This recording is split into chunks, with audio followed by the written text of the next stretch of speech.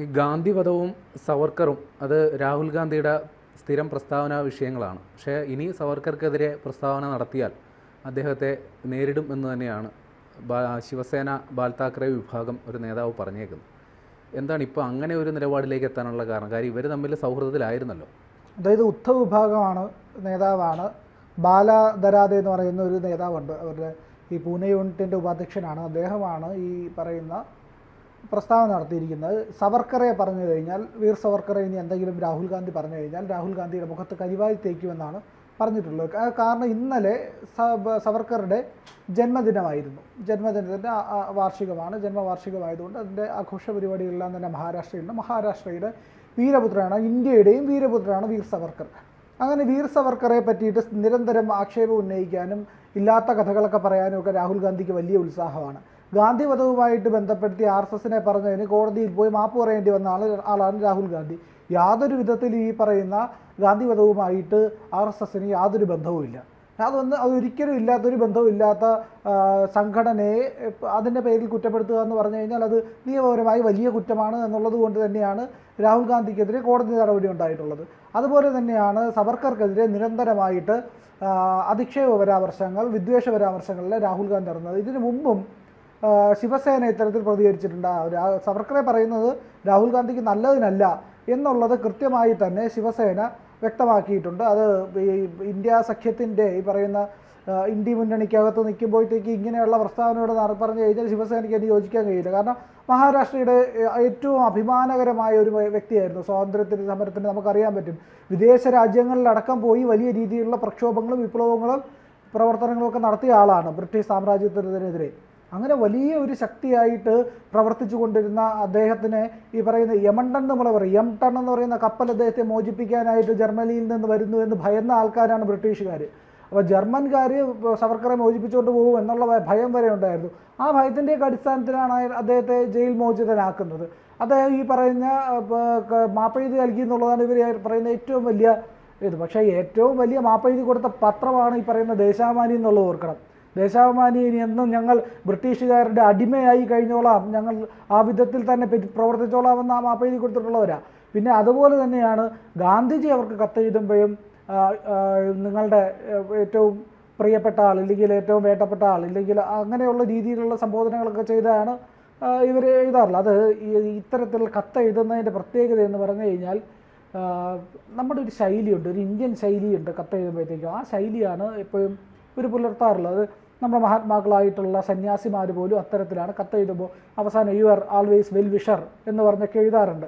അത് ഹിന്ദിയിലുള്ള സംസ്കൃതത്തിലുമൊക്കെ ഉള്ള രീതികളെ അനുവാദം ചെയ്ത് ഈ പറയുന്ന ഇംഗ്ലീഷിലേക്ക് ആക്കുമ്പോൾ ആ രീതിയിലാണ് പറയാറുള്ളത്.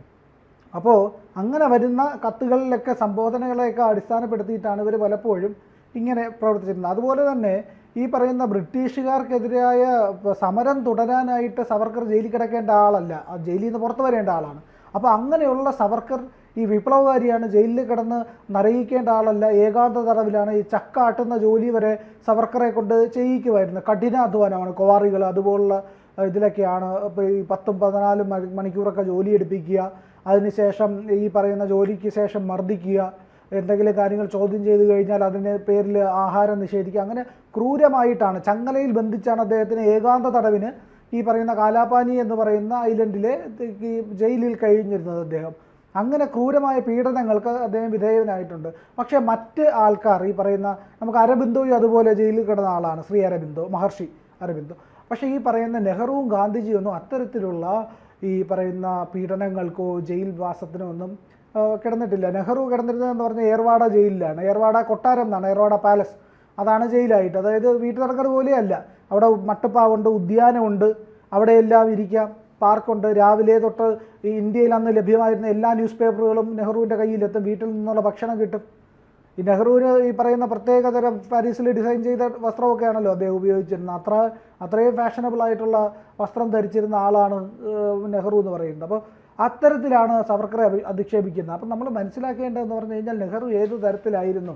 ഇവർ പറയും, കളിയാക്കും. കാലാപാനിയിലെ മോഹൻലാലിൻ്റെ ഒരു സീനുണ്ട്, ഈ അതിൽ ഒരു ദുഷ്ടനായിട്ടുള്ള ഒരു വൃത്തികെട്ട ബ്രിട്ടീഷ് ഉദ്യോഗസ്ഥനുണ്ട്, അയാളുടെ ഷൂ നക്കിക്കുന്നതായിട്ടുള്ള ഒരു രംഗമുണ്ട്. അത് വെച്ചിട്ട് ഇവിടെയുള്ള ചില വിവരദോഷികളാണ്, നമ്മുടെ നാട്ടിലൊക്കെ ഉള്ളവന്മാരല്ലേ, അവന്മാരിങ്ങനെ കളിയാക്കും. പക്ഷേ മർദ്ദിച്ച് ഒരു സ്വാതന്ത്ര്യ സമര സേനാനിയെ കൊണ്ട് ബ്രിട്ടീഷുകാരുടെ ഒരു ഇന്ത്യൻ പട്ടാളക്കാരൻ്റെ തന്നെ കാല് നക്കിക്കുന്നതായിട്ടുള്ള സീനാണത്.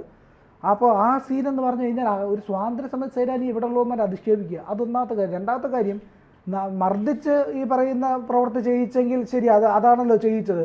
പക്ഷേ ഒരു മർദ്ദനവും ഇല്ലാതെ സുഖത്തിൻ്റെ പേരിൽ ഈ പറയുന്ന മൗണ്ട് ബാറ്റന് ഷേവ് ചെയ്ത് കൊടുക്കുന്ന, നമ്മുടെ നാട്ടിൽ നാടൻ ഭാഷയിൽ ചിരച്ചു കൊടുക്കുക എന്ന് പറയും, അങ്ങനെ സഭ്യമായ പ്രയോഗം അല്ലെങ്കിൽ അങ്ങനെ ചെയ്തു കൊടുത്ത ആളാണ് നെഹ്റു. അതിൻ്റെ ഒരു ചിത്രമൊക്കെ വളരെ രീതിയിൽ ഇപ്പോൾ പുറത്ത് വരുന്നുണ്ട്. അങ്ങനെ ഒരു ഷേവർ വെച്ച്, ഇലക്ട്രിക് ഷേവർ യൂസ് ചെയ്ത് ഷേവ് ചെയ്ത് കൊടുക്കുന്നത് അതാര് ചെയ്തിട്ടുണ്ട്? വേറെ എഡ്വീന മൗണ്ട് ബാറ്റനുമായിട്ടുള്ള നെഹ്റുവിൻ്റെ ബന്ധമൊക്കെ നമുക്കറിയാവുന്നതാണ്. അപ്പോൾ ഇത് അത്തരം കാര്യങ്ങളിലേക്ക് കിടക്കേണ്ട ആവശ്യമില്ല. പക്ഷേ സവർക്കറെ പറ്റി അവലോകനം ചെയ്യുമ്പോൾ ഈ കാര്യങ്ങൾ നെഹ്റുവിനെ താരതമ്യം ചെയ്യുന്നത്, കാരണം സവർക്കറുടെ കയ്യിലത്ത് വരുന്ന ആളല്ല നെഹ്റു. സവർക്കറുടേതായ ആ ദേശീയ ബോധമൊന്നും ഇല്ല. ഇന്ത്യയുടെ എല്ലാ ഭാവിയെയും നശിപ്പിച്ച് കളഞ്ഞ ആളാണ്. ഒറ്റ എയിംസിൻ്റെ പേരിലോ ഇല്ലെങ്കിൽ ഒരു IITയുടെ പേരിലോ ഒന്നും അല്ല. അതിനുശേഷം എത്ര എയിംസ് വന്നു കഴിഞ്ഞ് 10 വർഷത്തിനിടയ്ക്ക് ഒന്ന് നോക്കണം നമ്മുടെ ഇന്ത്യക്കകത്ത് വന്ന മാറ്റങ്ങൾ എന്തൊക്കെയാണെന്ന്. അപ്പോൾ നെഹ്റുവിൻ്റെ സംഭാവനകളെ നമ്മൾ വിസ്മരിക്കുന്നില്ല. നെഹ്റു ചെറിയ സംഭാവനകളൊക്കെ ചെയ്തിട്ടുള്ള വ്യക്തി തന്നെയാണ്. പക്ഷേ അത് ഈ പറയുന്ന സവർക്കറെ ആക്രമിക്കാൻ ഉപയോഗിക്കുന്ന ഈ പറയുന്ന രാഹുൽ ഗാന്ധിയുടെ നിലവാരത്തിലേക്കൊന്നും നമ്മൾ തരം താഴേണ്ടതില്ല എന്നുള്ളതാണ് എനിക്ക് പറയാനുള്ളത്. പക്ഷേ ഈ സവർക്കർ എന്ന് പറയുന്ന വലിയ ധീരോദാത്തനായ രാജ്യസ്നേഹിയുടെ, ദേശീയവാദിയുടെ സംഭാവനകളെ ഒരിക്കലും വിസ്മരിക്കാനോ അതിനെ അധിക്ഷേപിക്കാനോ കഴിയില്ല. രാഹുൽ ഗാന്ധിയെ പോലുള്ള ആൾക്കാർ നിരന്തരമായി ചെയ്തുകൊണ്ടിരിക്കുന്ന അത് ഇന്ത്യയുടെ സ്വത്വബോധത്തെ, ഇന്ത്യയുടെ ആത്മാഭിമാനത്തെ തല്ലിക്കെടുത്തിയാൽ മാത്രമേ ഈ ഇറ്റാലിയൻ പാരമ്പര്യം കൊണ്ട് നടക്കുന്നവർക്കൊക്കെ, അതിൻ്റെ അടിമകളായിട്ട് ജീവിക്കുന്നവർക്ക്, ഇല്ലെങ്കിൽ വിദേശത്ത് പോയി അവധിക്കാലം ആഘോഷിക്കുന്നവർക്കൊക്കെ അത് കഴിയുള്ളൂ. നമ്മുടെ നരേന്ദ്രമോദി ഈ പറയുന്ന തൻ്റെ അവധിക്കാലം ആഘോഷിക്കാൻ എവിടെയെങ്കിലും പോയതായിട്ട് കണ്ടിട്ടുണ്ടോ? ഒരു വിദേശ രാജ്യത്തും അദ്ദേഹം സുഖിക്കാനായിട്ട് പോയിട്ടില്ല. ഒരിടത്തും ഈ പറയുന്ന തായ്ലാൻഡിലൊന്നും അദ്ദേഹം പോയി സുഖിക്കാൻ നടന്നിട്ടില്ല, പട്ടായയിലൊന്നും പോയിട്ടില്ല. പക്ഷേ ഇവിടെ ഈ പറയുന്ന ആൾക്കാരൊക്കെ ഇലക്ഷൻ കഴിയുമ്പോൾ സുഖവാസത്തിന് പട്ടായയിൽ പോകുന്നവരാണ്. അപ്പോൾ അത്തരത്തിലുള്ള സ്വഭാവ വൈകല്യങ്ങളുള്ള ഒരു രാജ്യത്തെ നയിച്ചു കഴിഞ്ഞാൽ എങ്ങനെ ഇരിക്കുമെന്നുള്ളതാണ് നമ്മൾ മനസ്സിലാക്കേണ്ടത്. ഈ പറയുന്ന പാരമ്പര്യം എന്താണ്? മോദി അടക്കമുള്ള നമ്മുടെ പ്രധാനമന്ത്രി അടക്കമുള്ളവരുടെ പാരമ്പര്യം എന്ന് പറഞ്ഞു കഴിഞ്ഞാൽ നമ്മുടെ ദേശീയതയിൽ, നമ്മുടെ ജീവിതത്തിൽ കഴിഞ്ഞ ദിവസം ഒരു വീഡിയോ കൊണ്ട് എന്താണ് മരണം എന്നുള്ളതിനെ പറ്റിയിട്ട്, എന്താണ് നിങ്ങൾ മരണത്തെപ്പറ്റി ചിന്തിക്കുന്നതെന്ന് മോദിയോടൊരു പത്രപ്രവർത്തകൻ ചോദിക്കുന്നു. അപ്പോൾ മോദി പറയുന്നുണ്ട്, ഈ ജീവിതത്തിൽ ഏറ്റവും നിശ്ചിന്തമായിട്ട്, അതായത് ഒരിക്കലും ചിന്തിക്കേണ്ട കാര്യമില്ല, ഉറപ്പായിട്ട് സംഭവിക്കുമെന്ന് നമുക്ക് ഉറപ്പുള്ള ഒറ്റ കാര്യമുള്ളത് മരണമാണ്. മറ്റൊന്നും സംഭവിക്കാനില്ല. ജീവിതത്തിൽ ഒരു കാര്യം ഉറപ്പായിട്ട് സംഭവിക്കും, അത് മരണമാണ് എന്നുള്ളത് മോദി എത്ര കൃത്യമായിട്ടാണ് പറയുന്നത്. ഒരു വേദാന്തിയുടെ എല്ലാ ജ്ഞാനത്തോടു കൂടിയും, ഒരു യോഗിയുടെ എല്ലാ ബോധത്തോടുകൂടിയും, ആ മൂല്യത്തോടു കൂടിയുമാണ് നരേന്ദ്ര ദാമോദർദാസ് മോദി എന്ന് പറയുന്ന മഹാമനുഷ്യൻ, മഹായോഗിയാണ് അദ്ദേഹം. ആ രീതിയിൽ ജീവിത വീക്ഷണത്തെ ഉയർത്തി കാണിക്കുന്നത് എന്നുള്ളതാണ്. അവിടെയാണ് നരേന്ദ്രമോദി എന്ന് പറയുന്ന മനുഷ്യൻ മഹായോഗിയാണെങ്കിൽ അദ്ദേഹം പ്രേരണ ഉൾക്കൊണ്ട വീർ സവർക്കർ എന്ന് പറയുന്ന ഏറ്റവും വലിയ, ഇന്ത്യ കണ്ട ഏറ്റവും ത്യാഗോജ്വലനായ രാജ്യസ്നേഹിയെ അപകീർത്തിപ്പെടുത്താൻ ഏതവസരവും എങ്ങനെയും ഉപയോഗിക്കുമെന്നുള്ള രാഹുൽ ഗാന്ധിയെ നിൽക്കുന്നത് അപ്പുറത്ത്. ആ രാഹുൽ ഗാന്ധി ഇനി എന്തെങ്കിലും പറഞ്ഞാൽ ആ രാഹുൽ ഗാന്ധിയുടെ മുഖത്ത് കരിവാരിത്തേക്കുമെന്ന് ആരാണ് പറയുന്നത്? അവരുടെ സഖ്യത്തിൽ തന്നെയുള്ള ഉദ്ധവ് താക്കറെ വിഭാഗത്തിലുള്ള നേതാവാണ് പറയുന്നത്. അവർ രാജ്യസ്നേഹികളായതുകൊണ്ടാണ് അങ്ങനെ പറയുന്നത്. ശിവസേനയ്ക്ക് കൃത്യമായ രാഷ്ട്രവീക്ഷണമുണ്ട്, രാജ്യബോധമുണ്ട്, രാജ്യസ്നേഹമുണ്ട്. അവർ ദേശീയവാദികൾ തന്നെയാണ്. ഇന്ത്യ സഖ്യത്തിൽ നിൽക്കുന്നു രാഷ്ട്രീയ ഗതികേടിൻ്റെ പേരിൽ എന്നുള്ളത്. പക്ഷേ രാഹുൽ ഗാന്ധിയുടെ കാലു പിടിക്കാനൊന്നും ഈ പറയുന്ന മറാത്ത വംശത്തിൻ്റെ, അതായത് നമ്മുടെ ശിവാജിയുടെ പാരമ്പര്യമുള്ള ഒരു മറാത്തകൾക്കും കഴിയില്ല എന്നുള്ളതിൻ്റെ തെളിവ് കൂടിയാണ് ഈ കണ്ടത്. കൂടുതൽ വാർത്തകളും വിശേഷങ്ങളും നിങ്ങളിലേക്ക് എത്താൻ ABC മലയാളം സബ്സ്ക്രൈബ് ചെയ്യുക, ബെൽ ബട്ടണും അമർത്തുക.